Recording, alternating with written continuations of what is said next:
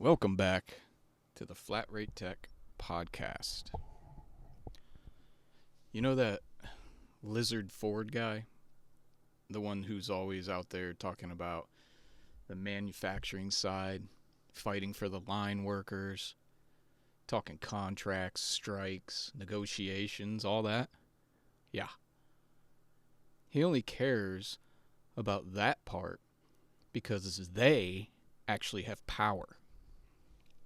The factory side of Ford and all the other manufacturing, they're union, right? They got structure, backing, leverage. When something's wrong, they raise hell, and people have to listen. They've seen what happens when everybody stands together and says, "Nah, that ain't right." That ain't right. Now you compare that to us, the dealership techs, the flat rate soldiers. We don't have a voice. We got group chats, rumor mills, and maybe Facebook posts before it gets deleted by some service manager. We're expected to just shut up and deal with whatever bullshit plan comes down next. New pay structure, more warranty fucking hours cut, unpaid whatever, the normal shit. We have to deal with it. And you know what's wild? We're the ones fixing the cars those union guys built. We're keeping the same brand alive on the back end, but we don't get the same respect. We're the silent half of the machine, doing all the cleanup while the other side gets contracts, raises, representation. So yeah, I get why the Ford Lizard guy only talks about his side, because his side fights back. They got numbers, they got unity, they got teeth, they got people backing them. Meanwhile, our side's too busy arguing about flat rate hours and tool brands, and we're too busy to notice we're all getting played by the same system. We're the ones out here doing the same grind, same loyalty, same effort, same amount of work, more work, but without a voice. And until that changes, the Lizard Ford guys of the world are they're gonna keep talking about their wins while we're still fighting to get paid fucking diag time.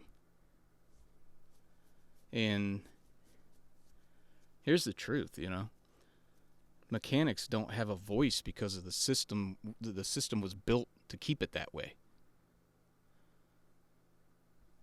Flat rate, it's not just a pay plan, it's a control plan.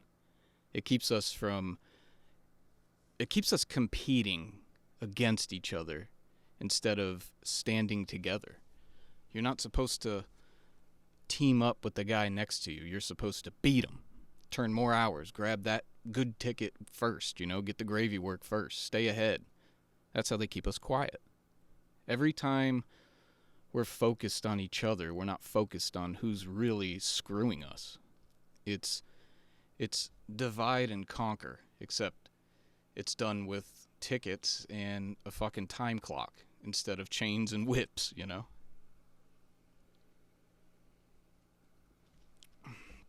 And you can feel it. You ever try to talk about pay or fairness in your shop? It's instant silence. Everyone looks around like, don't say that shit out loud. Half the guys they're scared of losing hours. The other half don't want to rock the boat because they're finally hitting fucking good numbers. That's not freedom, that's control, dude. They sell it to us as, you control your own paycheck. Yeah, sure, until you get fucking warranty work all day. Work dries up, or some service writer feeds all the fucking good work to the golden boy. Then suddenly your paycheck's at the mercy of everybody else in the building. You know how service managers love to say, we're all a team. I mean, that's funny because last time I checked, a team gets paid when the team wins. In flat rate, you only get paid if you win. And that's the whole fucking problem. Until we stop letting them pit us against each other, nothing's going to change. They'll keep cutting pay times, labor times. We'll keep grinding, and nobody upstairs will ever hear a fucking damn word from the people actually doing the fucking work, like Lizard Boy Ford. And when I say fight back, I'm not talking about walking out with picket signs. I'm talking about starting right where we are in the bay, in the day-to-day stuff that's been beating us down for years. Fighting back means saying no to the bullshit. No to free diag. No to just take a quick look at it on the drive. No to staying late to help them hit numbers when they shouldn't. When they wouldn't cover your time for a fucking broken bolt. It means backing each other up. When a tech gets shorted on a job and everybody else stays silent, that's how management knows they can keep doing it. But when one person stands up and the rest of the shop says, yeah, he's right, that's fucking power. That's the start of change. Not these other bullshit fucking ideas everybody else has. It's not about being loud. It's about being united. Because if you're the only one speaking up, you're the problem, right? But if 10 or 15 of you say the same thing, suddenly it's an issue management has to address. That's what the union guys figured out a long time ago. You don't get respect by asking nicely. You get it by standing together and forcing people to fucking listen. I don't recommend unions. I don't know nothing about them, but I haven't heard anything good about them either. They'll fight for you, but, you got to pay them. And there's the problem then. And I know it sounds impossible to fucking do this. Every shop's different. Every tech's got their own, situation. But think about it. If every mechanic just stopped doing shit for free for 1 week, if every tech refused to fucking take that bullshit job that doesn't pay what it should pay, you know what would happen? The whole system would stall. Because this industry only runs because we keep saying yes. Fighting back starts with one word, and it's no. No to being used. No to acting like this shit's normal. That's how you fight back. Not by begging for respect, but by deciding you've earned it already.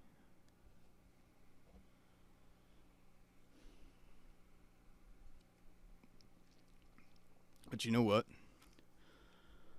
The lizard guy, the lizard people, they don't have to care about us. He doesn't have to talk about dealership techs because his side's protected.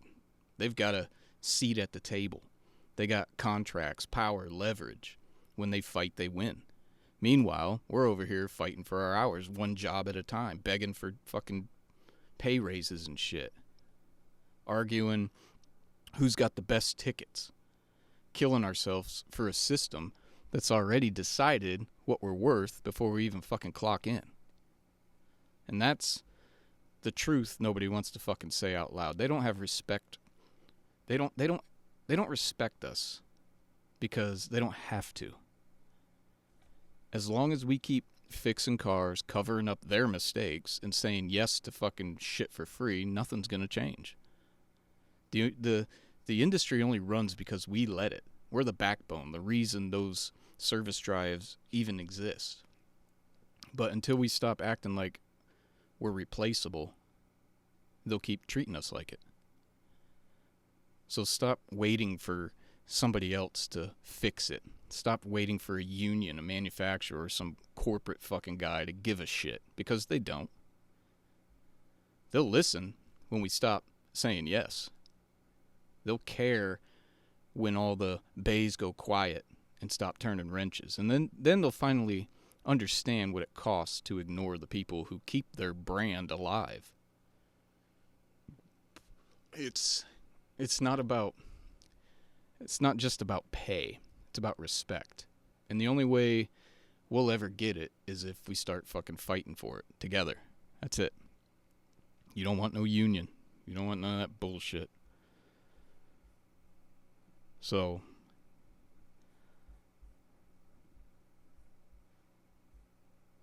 that's what we got going on right now. Getting fucking text messages, so sorry about that. Yeah. Lizard Ford guy, dude.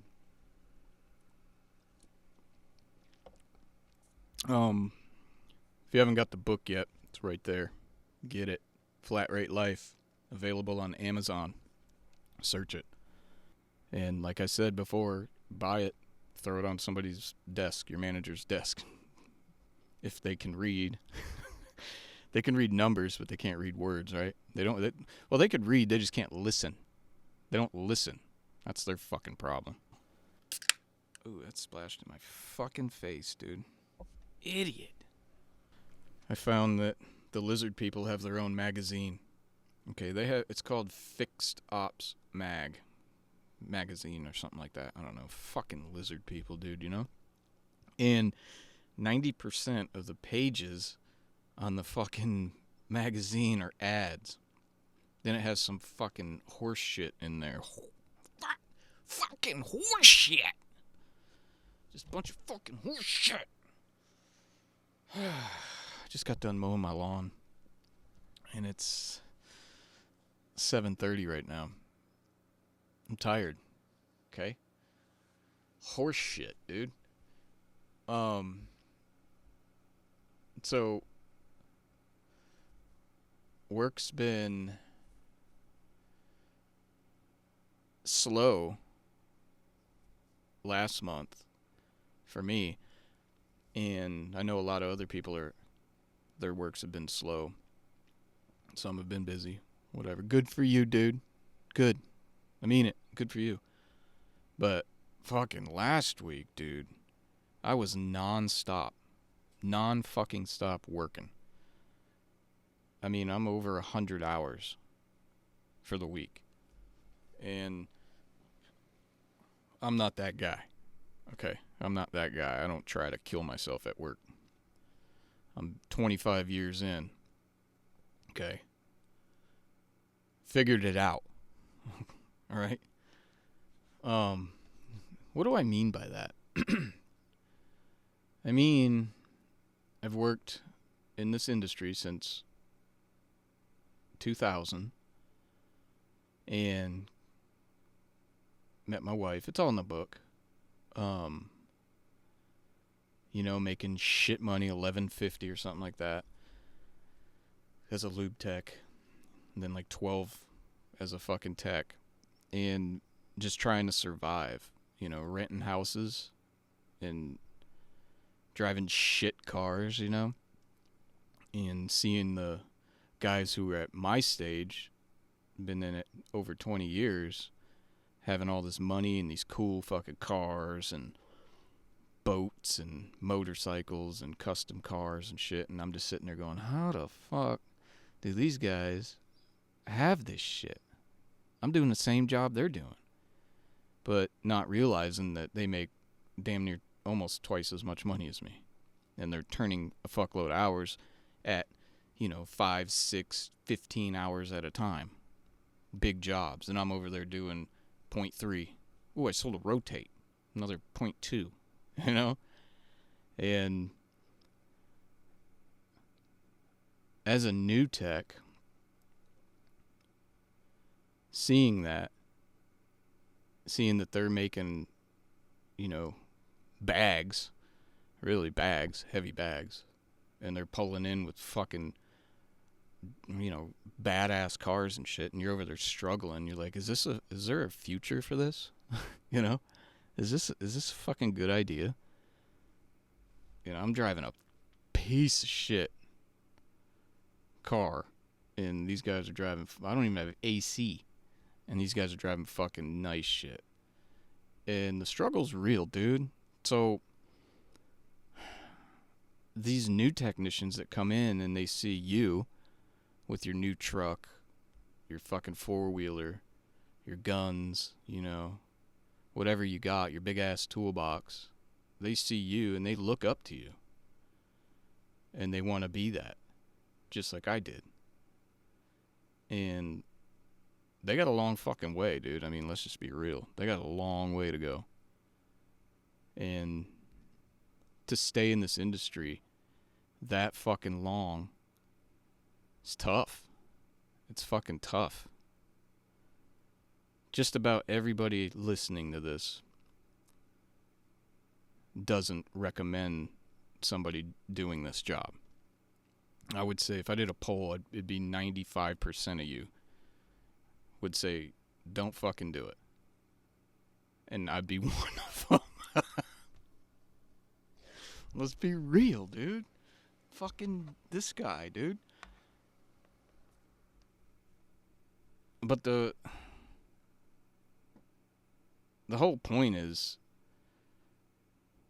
managers don't pay any fucking attention to these new kids. They'll let them sit there with nothing to do, and that just beats you down as a new guy. Even if you're a new guy, new to the shop, but you've been in this industry 20 years, and you go to a new shop, and you sit there and you have no work to do.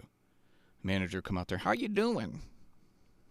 I'm paying you $40 for the first 2 months. It doesn't matter. At some point, just sitting around at a shop is just too fucking much, dude. It beats you down. You feel like I've talked about this. I fucking talked about everything, dude. Everything I've talked about. Share this shit. That's all I gotta say, dude. Share it. Yeah, I wasn't even gonna do a podcast this week.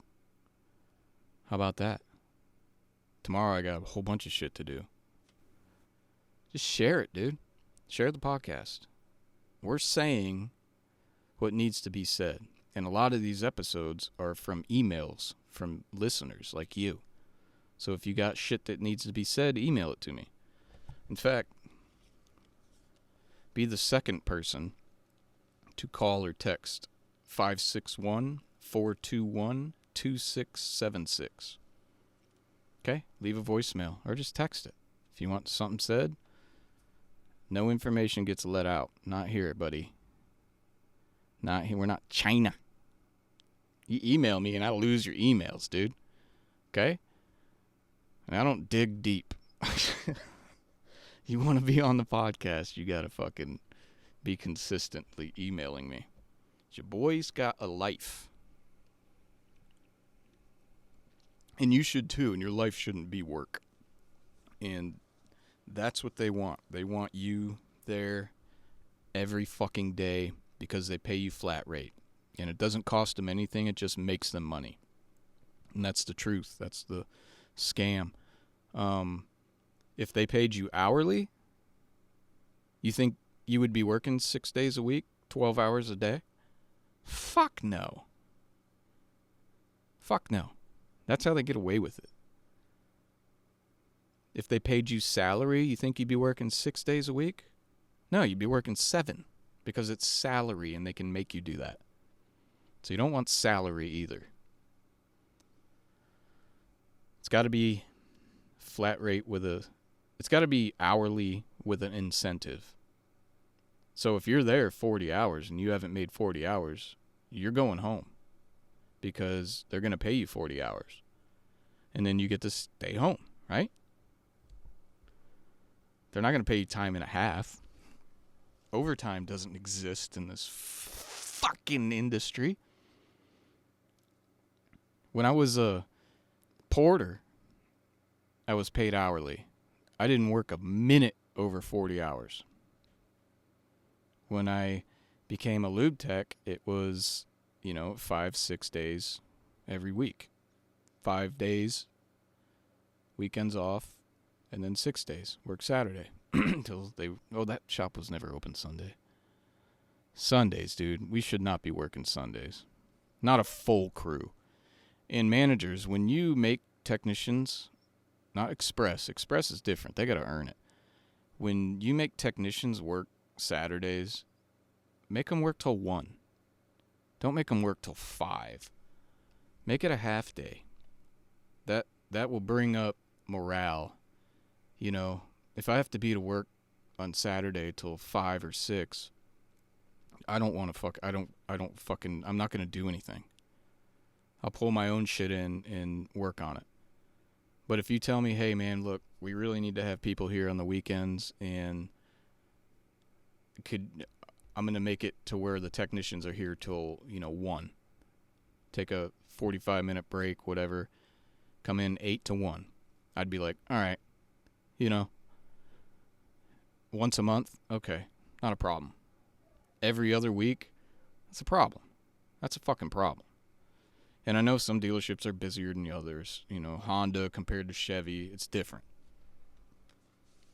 But all those technicians have to do is say no. Then what? Manager, then what are you going to do? If all your technicians in the shop stand up, rally around each other, all agree, go all in, and say, no, I'm not working Sundays anymore. And everybody else says, neither am I. And they don't show up on Sunday. Then what are you going to do? It's a union, but it's not a union. It's unity. And that's what we need to do instead of fighting over shit. And I know that there's techs in your shop that you hate. I know. We all got them. I've worked in every shop I've worked at. There's a tech in there that I just fucking hated, dude, You know why, too, because they're fucking crooks. And that's a whole fucking nother episode. Email me your crook story. Okay, do that. And we'll do an episode about that. About the scumbags in the shops. I've talked about it already. But let's fucking do it again, dude. Email me your stories. All right, y'all. Thanks for listening. I'll catch y'all later.